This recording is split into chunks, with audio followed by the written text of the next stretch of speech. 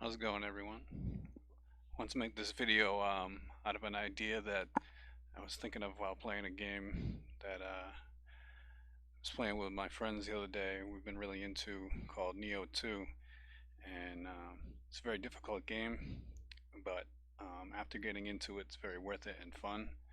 But I was thinking that it's kind of like an analogy or compares to um, life in general.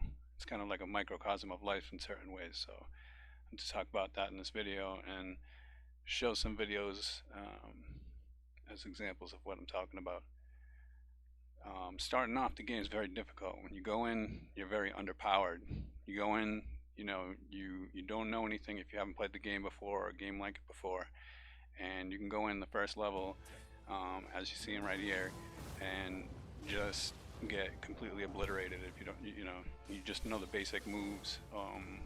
You're just coming in, you don't have any equipment, you're not leveled up at all, and just get completely obliterated.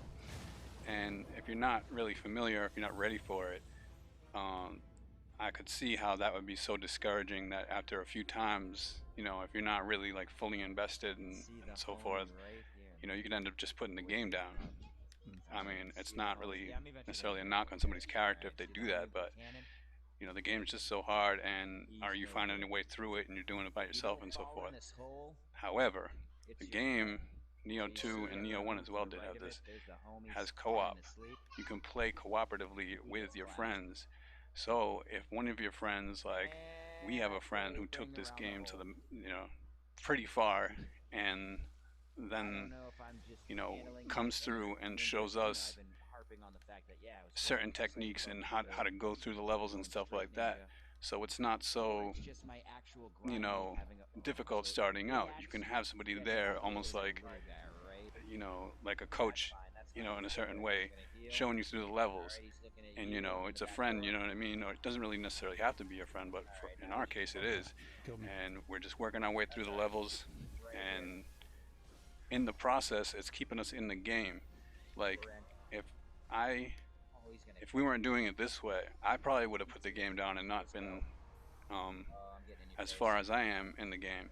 But you can see that we're just destroying bosses together now. And if I just go in by myself now, I can go in just off of the techniques and the knowledge, just sticking with it, and uh, just being able to kind of be there without getting chased around, by myself and strategize and talk through the strategy of the game and stuff like that.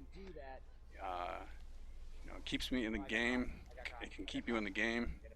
That feature of that, and hang around longer, and then you're more experienced and you can come through.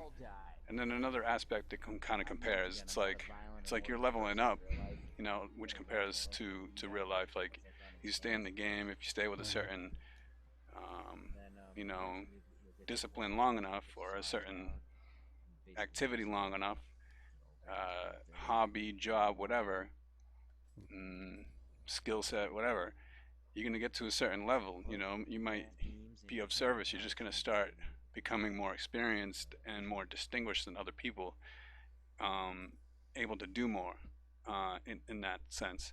And at the same time, you're going to be gathering all kinds of capital, like in this game, Neo 2, you're getting guys, and as you're going through, you're getting more capital.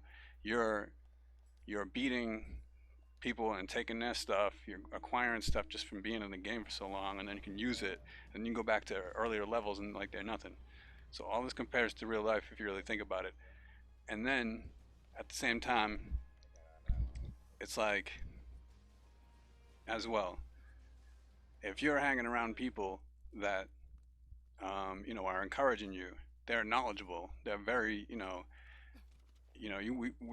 you're motivated to work together, you're working through it, you're beating bosses, you're encouraging each other, you're learning little by little, you're going to want to play the game more.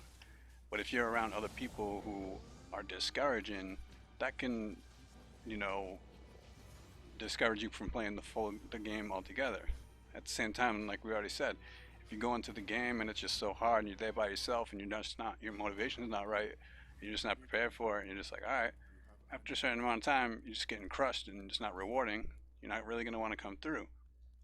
And then there's other aspect as well. You know, if you want the game to be a certain hard difficulty, because if you're coming through and it was too easy, you would just destroy the game.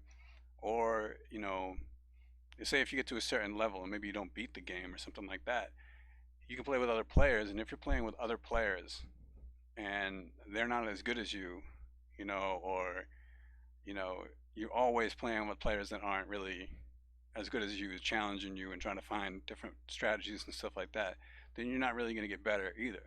So there's all these different dynamics, and I do think that it kind of compares to life in a larger sense as well, like in a lot of aspects.